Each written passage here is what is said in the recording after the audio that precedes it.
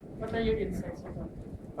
I used to try and go for, okay, let's get venture capital afterwards, blah, blah, blah. Never worked for me. I would attend a lot of pitching workshops, and then you would pitch to real venture capitalists. They are so risk averse here in the Philippines. So I wonder why they even call themselves VCs in the first place. They don't want to risk something, their capital here. And it's very, very cheap capital compared to the US. So never worked for me. And I read and got advice from other startups who said that, oh, well, the better one is the bootstrap. No? Just finance it your own from your first project, which is what our company did actually. We got our first project, no funding from outside. We pitched in our own money, and then the money that came in for our operations came in from what our clients were paying us. That I think would be more ideal, and you could control that better than waiting for a venture capital. Sorry to say this, but that's the reality of it. Maybe you have a different perspective on this.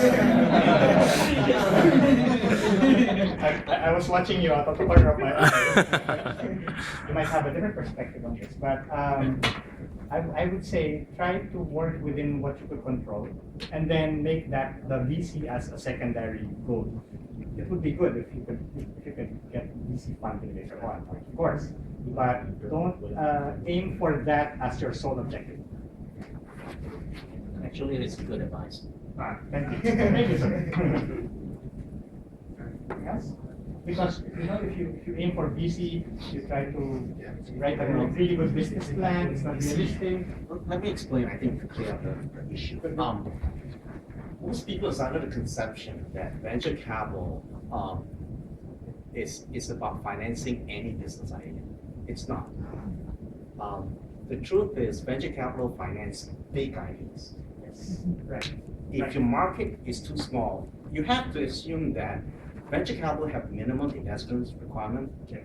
So if they're going to put in, to build a venture capital, you have to invest in millions and millions of dollars.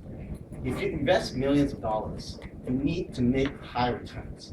And only way to make high returns is the business will grow big.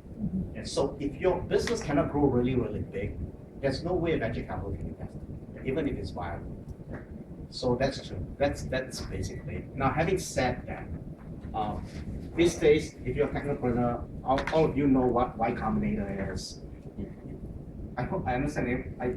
Does everybody know what Y Combinator is? So this group of people now called Y Combinator, they're called the super agents. Paul Graham, Dave McClure, Peter Thiel, Ron Conway, these people. I have been accused of not being a super agent. And I'm not, because it's my partner's money. I'm only an associate partner. And we are not super angel. The money is ours, that we invest is ours. But we are not super angel. We are partnerships that invest in tech and IT.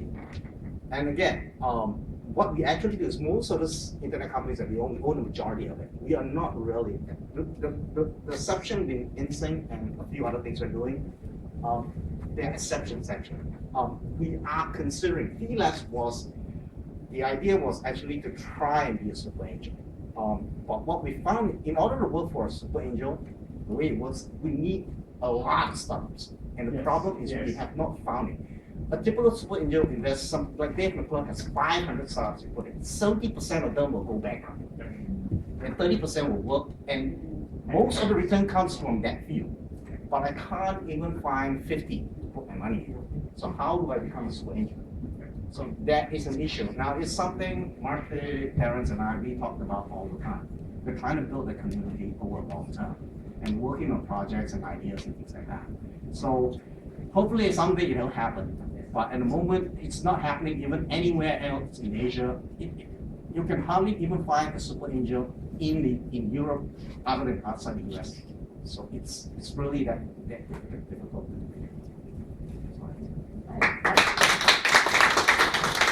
And that actually recalls, made me recall another